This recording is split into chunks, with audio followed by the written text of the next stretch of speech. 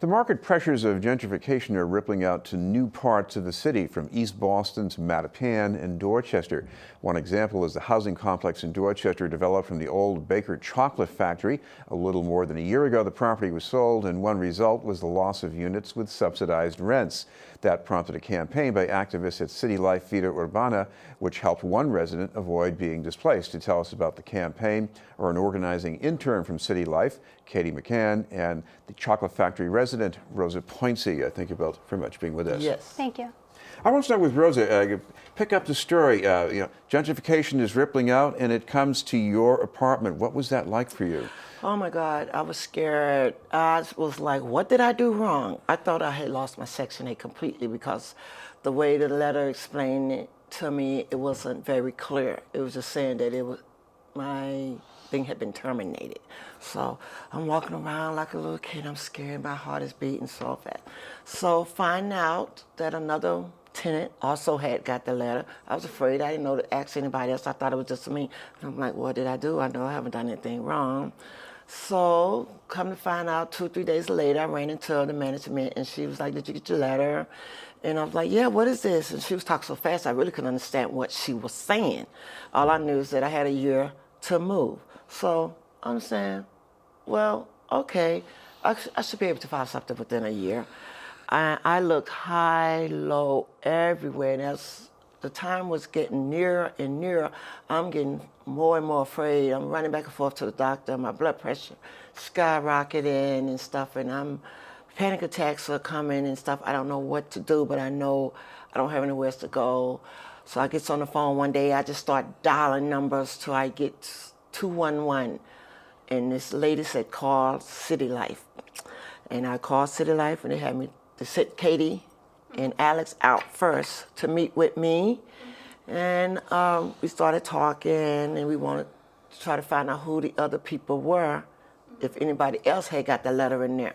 Well, the property management didn't want any part of City Life, and they wouldn't tell who the other people were. But I did know one of the other person. This person was very, very ill, should not have gone anywhere. He did make it to 1 or 2 of the meetings with me, but unfortunately, he left. He was very afraid, and he did manage to move far out where there's no bus. He can't hardly get back and forth to his doctor's appointment, in which he just had a kidney transplant, so he has to go to the doctor a lot. And I told him, just stay with me and fight. Let's see where this fight gonna lead us, because the lawyers at City Life are saying, don't go. They must know something that we don't know. And so I went with City Life, and I'm glad I did. Katie, I'm sure you know this drill pretty well by now. A tenant gets a letter from the landlord saying you got to be out at a certain time. What's the difference between knowing that yourself and talking to other people in your building and trying to do something about it together? I mean, I think that when people receive a notice to quit or a letter terminating their lease, like Rosa did, the management companies and landlords want people to think that they have to leave, that they have no other option. But when tenants come together at City Life, they realize that they actually can fight back and can organize. And Rosa is an example of someone who stood up and knew that this eviction was unjust, knew that no-fault evictions are unjust, and spoke out and was able to stay in her home. Rosa, why do you think it was so hard to find another place? Because they wanted more money, and that's just what it was about, more money. I mean, I was looking at some places that I wouldn't want to live there, and they was wanting a whole lot of money. And then some of the places that I just knew I had got, right after I did everything else I did, they would say, oh, well, we sent this email out to other one, and it was a first come, first serve. I said, well, you didn't say that. You had me thinking that if I do everything I'm supposed to do, get this notarized, send this in, do that, I have this place. And it just wasn't working out. I'm also curious, Rosa, you've lived in Boston for quite a while. If you consider where those other places were, how disruptive would that have been if you had to move out to one of those other neighborhoods, let's say, or communities where you were looking? If I'd had to move way, way out somewhere? Given where you were looking, did that go through your head? What it would have been like if you had to live there? Well, I wasn't trying to go too far. I was trying to stay near my doctors, my family, and stuff. I don't think I could have moved so far away, not being able to move around with my arthritis in both knees and stuff, limited with driving and stuff. And I go to a lot of doctors, glaucoma, so I had to be close. I had to stay in Boston. This is BNN News. We're talking with Rosa Poincy from the Baker Chocolate Factory Housing and Katie McCann from City Life Vida Urbana. Katie, with Rosa's complex, we're talking about a limited number of units that happen to have subsidies. What's the bigger picture here? I mean, whether we're talking about subsidized units or just apartments in general in Boston? The big picture is that we are organizing to protest citywide displacement by corporate landlords of mostly working class people of color who have put so much work and tax investment into their communities and have done so much to make their communities what they are now being displaced by building-wide clear-outs and major rent increases of $500 or more, and that's what we're having a march tonight in East Boston protesting, but this is a part of citywide organizing that we are doing in all neighborhoods of Boston to ensure that working class peoples of color can remain in their homes. And when you say corporate property owners here, are we talking about people who just own one building and that's it, or are we talking about people who maybe hold a lot more than one? No, we're talking about people who own a whole lot more than one, like Chartwell, the owners of the chocolate factory, who own about 6,000 units up and down the East Coast, and we're talking about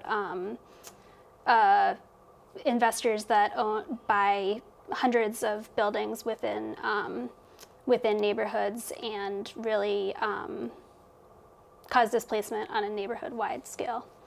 Rosa, what about the difference in the way you felt once you got involved with city life? What is the difference now? No, well, even from the start of them coming in to help you. Oh, I feel I know my rights. I didn't even know I had rights. They have shown me that I do have rights and stuff, and they had me like pretty much shook up at the office, and so I was gonna do the best I could to get out of there until I met with them, and they said, "Don't go." And I feel much better now, knowing that I have rights, especially when I haven't done anything. What about that, Katie, the things that residents sometimes don't know in terms of their rights? Because I can imagine if I got a letter saying that my lease was going to be up at the end of the month, I would panic, and I'd probably, like, oh, they're telling me I got to leave. I mean, but what about that? I think a lot of people don't know that only a judge can evict you, and so you do have rights when you get a notice to quit, and you can go to court and fight your case in court and also organize with others in your building. And so for anyone who is facing an eviction, a no-fault eviction or otherwise, you can come to City Life Vida Urbana meetings Tuesday nights in Jamaica Plain or Wednesday nights in East Boston and learn about your rights, learn how you can organize, and learn how you can organize to stay in your home and your community. Rosa, I'm curious, I mean, this building, at least the complex where you live, the price has gone up quite a bit over the years. Maybe the current and previous owners have done things to make the property better. I don't know. What have you seen? No. I've seen them do a couple of things, but the things that they're doing, it's not like that's what we need. Like they just put in a new intercom. I didn't see where we needed a new intercom, because now we got to answer the darn thing with our phone. What if you lose your cell phone? So that could have went to opening us up a community room where we could have birthday parties. They could make money from that, renting that out. We don't have a community room, anything like that. So they spend the money where it's not needed. What about that equation, Katie? I mean, you look at some other places around the city. Some of them are, I imagine, are properties that do need some improvements. Maybe not as much the case at the Lower Mills here, but what about it? I mean, don't we have to let these owners come in and take care of the buildings too? Well, I think in a lot of cases, the owners really aren't taking care of the buildings, and they're raising rents without addressing conditions and trying to push people out of buildings with very bad conditions so that they can then renovate it and have it be luxury apartments. Okay, I know you're doing the big march in East Boston tonight. A lot of these are immigrant residents too. If people want to find out more about your organization and how they can get some help, you got a way that they can follow up with that? Yes, you can go to our website at clvu.org, or our meetings are at Tuesday nights at 284 Amory Street in Jamaica Plain at 6:30 p.m. or Wednesday nights at